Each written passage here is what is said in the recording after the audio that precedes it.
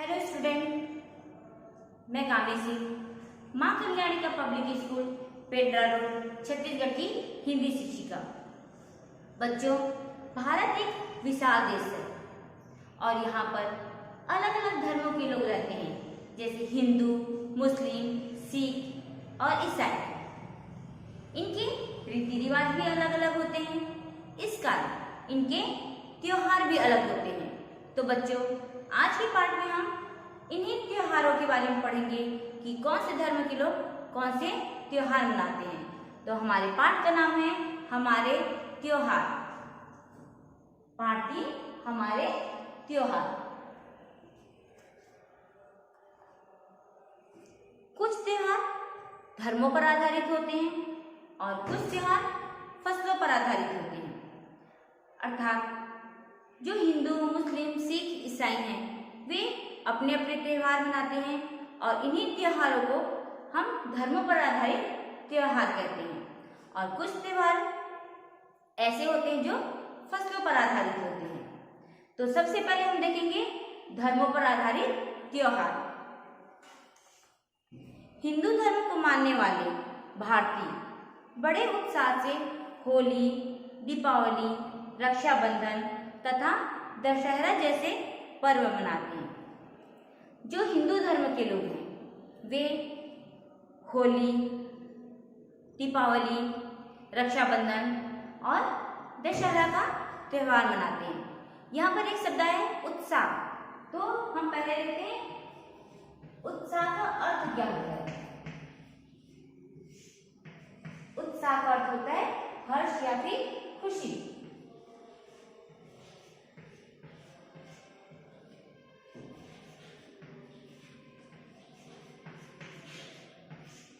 और दूसरा शब्द आया है पर्व।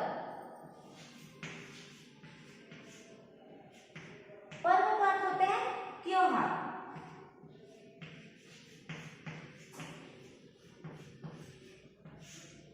हिंदू धर्म को मानने वाले जो लोग हैं वे इन सभी पर्वों को बहुत ही हर्ष और खुशी के साथ मनाते हैं।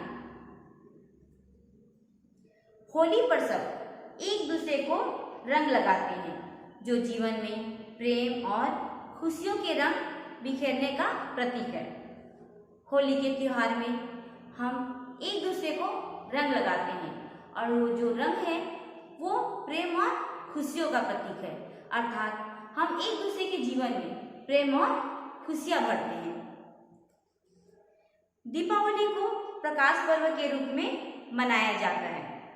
ये जीवन से दुख और बुराइयों के अंधकार को मिटाकर ज्ञान, प्रसन्नता और अच्छाइयों के प्रकाश को फैलाने का प्रतीक माना जाता है।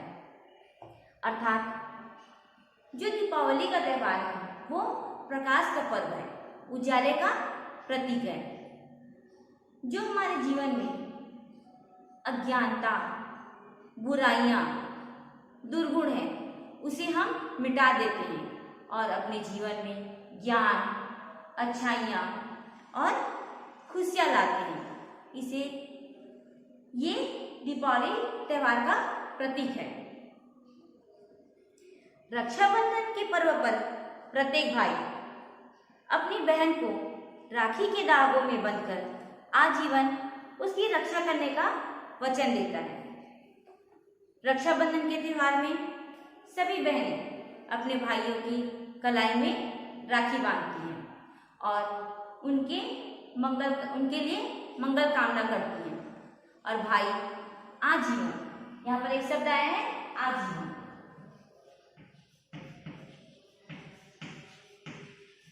आजीवन का अर्थ होता है जीवन भर।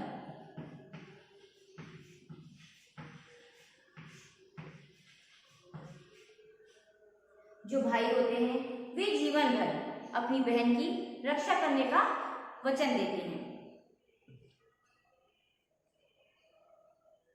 दशहरे पर रावण, कुंभकर्ण और मेघनाथ के पुतलों को जलाकर अपने अंदर के अन्याय और दुर्गुणों को समाप्त करने की हम प्रेरणा लेते हैं। यहाँ पर एक शब्द आया है दुर्गुण।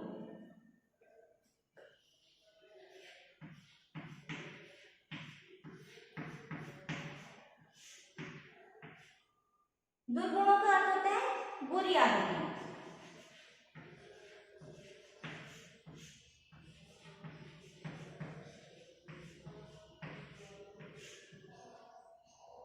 अर्थात प्रत्येक वर्ष हम दशहरे में रावण, कुंभकर्ण और मेघनाथ का पुतला जलाते हैं और ये तीनों बुराई का प्रतीक है।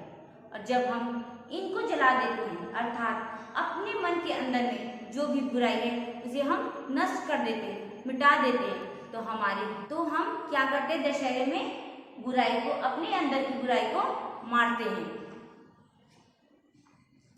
इस्लाम धर्म को मानने वाले हमारे मुसलमान भाई वर्ष में 2 बार ईद का त्यौहार मनाते हैं। एक बार ईद उल फितर, जिसमें पहले वे रोजे उपवास रखते हैं। ईद के दिन वे सब ईदगाह में जाकर नमाज पढ़ते हैं, फिर एक दूसरे को गले मिलकर ईद मुबारक कहते हैं। जो इस्लाम धर्म को मानने वाले मुसलमान भाई हैं वे वर्ष में 2 बार ईद का त्यौहार मनाते हैं। पहले त्यौहार को कहते हैं ईद उल फितर। इसमें वे 30 दिन तक रोजे रखते हैं और ईद के दिन वे ईदगाह जाते हैं और वहाँ पर नमाज पढ़ते हैं। नमाज पढ़कर एक दूसरे को वो बधाइयाँ देते हैं और सभी के घरों में उस दिन सेवइयाँ बनी रहती है, तो वे सब अपने घरों में जाकर सेवइयाँ खाते हैं। दूसरी ईद, जिसे हम बकरीद भी कहते हैं, ईद उल जुहा कहलाती है। इस दिन बकरों की कुर्बानी दी जाती है। कुर्बानी का अर्थ होता है बलि।